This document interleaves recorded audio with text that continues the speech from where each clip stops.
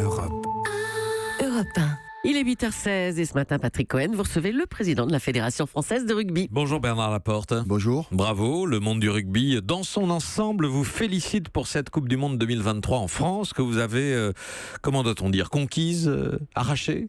Oui, il a fallu aller chercher, comme on dit dans le jargon sportif, parce que c'était 3 beaux dossiers. Tout simplement, l'Afrique du Sud et l'Irlande avaient 2 dossiers très solides aussi, comme le nôtre.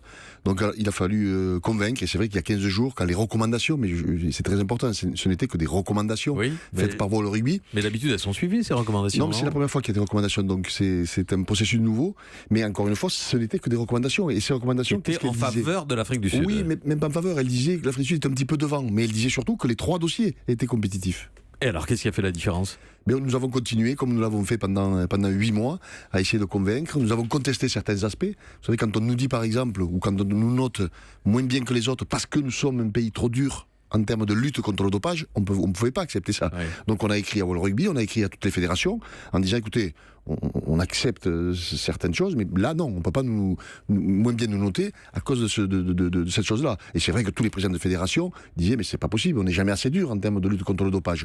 Donc voilà, donc on a essayé encore une fois d'argumenter, on a contesté au début, mais avec la plus grande transparence, on a écrit à World Rugby, on a écrit à toutes les fédérations, preuve que ça a bien fonctionné. Et c'est de la discussion, de l'argumentation, pas du lobbying, lobbying agressif, disent les Sud-Africains notamment. Enfin, ils disent pas que ça, hein. Ils disent en gros qu'il y a quelque chose d'opaque. Hein. Le président de la Fédération sud-africaine dit même qu'il y a des règles éthiques qui ont été violées. Oui, mais il s'en prend à World Rugby, il s'en prend pas à la Fédération française de rugby. Il dit que le processus. Oui, non, mais lui, il dit que sur le processus, il aurait aimé que tout le monde suive les recommandations.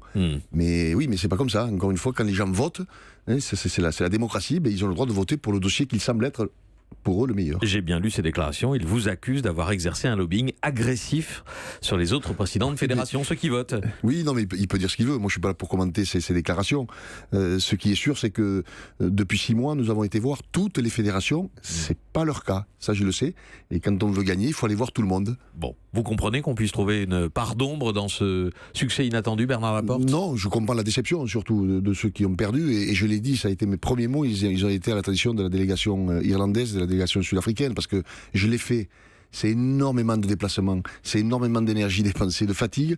Et c'est vrai que quand tu arrives si près du but et que tu perds de peu, parce que en réalité, je le répète, les 3 dossiers étaient bons et ils ont perdu de peu. Je comprends la déception. Bon, comme vous n'avez pas que des amis dans le milieu du rugby, vous êtes heureux de voir que, y compris vos adversaires ou vos ennemis dans ce milieu, vous disent que c'est grâce à vous, Florian Grill, le président du comité Île-de-France, Paul Gauze, le président de la Ligue. C'est gentil. Mais c'est pas grâce à moi. J'étais le garant, j'étais le dépositaire parce que je suis le président. Vous faites le modeste, hein. Non, pas du tout. Vous savez, ce dossier, il a fallu le créer. C'est Claude Hattier et ses équipes qui l'ont créé. C'est pas moi. Moi, j'en ai fait la promotion dans le monde entier, ça c'est sûr. Je vous le disais, c'est beaucoup d'énergie. Mais d'abord, il fallait avoir un dossier compétitif parce que vous pouvez défendre quelque chose, mais il faut que ce dossier soit bon. Et donc voilà, il faut rendre encore une fois hommage à Claude Hattier et à toutes ses équipes, tous ces gens qui ont travaillé pendant 6 mois durs pour que nous ayons un véritable dossier. Donc le mondial de rugby 2023 en France, ça va bénéficier au rugby français de quelle façon, Bernard Laporte ? Vous savez, ma plus grande satisfaction, et ça a été une des journées les plus difficiles de ma vie certainement en termes de stress, moi qui en avais très très peu durant les matchs, parce que je mesurais la responsabilité qui était sur nos épaules, parce que c'est de retombées économiques entre 50 et 70 millions d'euros pour la Fédération française de rugby, donc pour le rugby amateur. Tous ces bénévoles qui, tous les soirs, sont dans des clubs, qui n'ont pas de moyens, qui n'ont pas de matériel, qui n'ont rien. C'est pour eux tout ça, on s'est battu pour eux. Et donc j'en suis très très fier, et c'était leur dossier. Je leur disais, moi je le porte, mais c'est le dossier de tout le rugby français. Et donc c'est pour ça que pour tous ces gens qui au quotidien bénévolement œuvrent pour le développement du rugby, l'éducation de nos jeunes, pour eux je suis très très fier. Ça peut augmenter les vocations, ça peut augmenter le nombre de licenciés. C'est très important, effectivement. C'est le meilleur événement en termes de notoriété pour une fédération. On l'a vu en 2007, plus 20% de licenciés. Donc c'est vrai que nous qui en perdions, certains licenciés, il faut bien reconnaître les choses, ça va nous donner un véritable élan. Bon, et pour l'élite ? Et pour l'élite aussi, parce que c'est le rugby dans sa globalité. Aujourd'hui, c'est focus sur la France. La France a gagné, effectivement, et ça va servir à tout le monde, et à commencer par le rugby professionnel.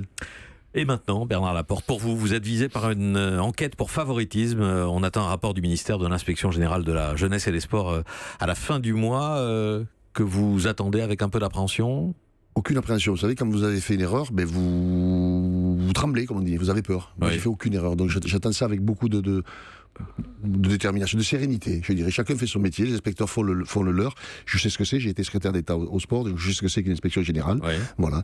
Donc moi j'attends ça maintenant avec beaucoup de sérénité. Si vous êtes impliqué, est-ce que vous démissionnez de la présidence de la Fédération de rugby? Mais je ne démissionnerai pas parce que je ne suis pas impliqué. Donc je ne peux pas Oui. envisager des choses qui n'existent pas. Aucune, Non, aucune. aucun risque, aucune chance de démission pour vous, etc. Vous non, vous non. maintenez quoi qu'il arrive. Vous savez, j'ai gagné à nouveau il y a 2 mois avec 83,3% des clubs amateurs. Vous croyez que je vais les laisser tomber comme ça? Jamais. Vous êtes accusé d'avoir fait pression sur la commission d'appel fédérale pour qu'elle réduise les sanctions prises en première instance Mais contre Montpellier. effectivement, accusé. Voilà. Mais c'est pas coupable. Il n'y a aucune affaire. Non, il n'y a aucune affaire. Et comment se fait-il que 7 des 13 membres de la commission ont démissionné? Mais alors, vous parlez Ils de ont ceux démissionné sans raison. Non, mais vous parlez de ceux qui ont démissionné, vous parlez pas de ceux qui veulent nous rejoindre, parce qu'il y en a 30 qui veulent nous rejoindre. Faut parler, c'est de ceux-là dont il faut D'accord, parler. mais il y a eu des démissions quand même. Oui, il y a eu des démissions, mais ils ont le droit de démissionner. Mais ceux qui ont démissionné, ils n'y étaient pas. Hormis un, ils n'y étaient pas à cette fameuse commission, donc c'est quand même curieux. Quels sont vos rapports avec le propriétaire du club de Montpellier, Altrad? C'est quelqu'un que j'aime beaucoup, comme j'aime Mourad Boudjela, le président du club de Toulon, comme j'aime Éric de Cromière, le président du club de Clermont-Ferrand. J'ai beaucoup d'amis aussi, et des gens que je respecte pour le travail qu'ils font pour développer notre sport. Vous aviez un contrat avec lui, un contrat d'image? Oui, auquel j'ai refusé parce que j'avais signé un contrat d'image, mais ouvertement, publiquement. Je devais faire des interventions pour son groupe. Effectivement, quand j'ai vu les proportions que ça prenait, j'ai dit ok, mais je ne répondrai pas à ce contrat. Donc je l'ai annulé, tout simplement. Mais ça m'a peiné parce que quand on s'engage, moi je veux tenir mes engagements et même lui il comprenait pas. Mais donc voilà, c'est comme ça. Je l'ai annulé et place à autre chose. Mais la fédération de rugby est toujours liée à Altrad, puisque le nom Altrad est devenu, en mars dernier, le premier sponsor à apparaître sur les maillots des joueurs du 15 de France. Alors, c'était pas le sponsor. Il a accompagné le dossier Coupe du Monde, puisque c'était #2023 que vous voyez sur le maillot des joueurs, que vous verrez encore demain contre l'Afrique du Sud.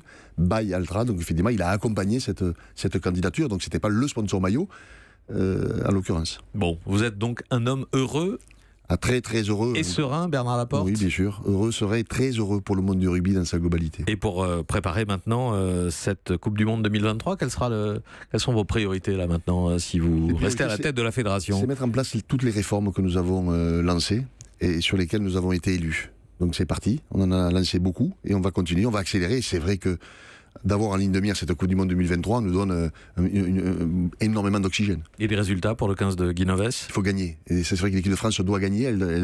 Demain, c'est un match important, mais les joueurs, le staff sont conscients de cette chose-là et ils prendront leurs responsabilités. Et je suis convaincu que l'équipe de France, demain soir, fera un grand match. Bernard Laporte, président de la Fédération française de rugby, merci d'être venu ce matin au micro d'Europe 1. Europe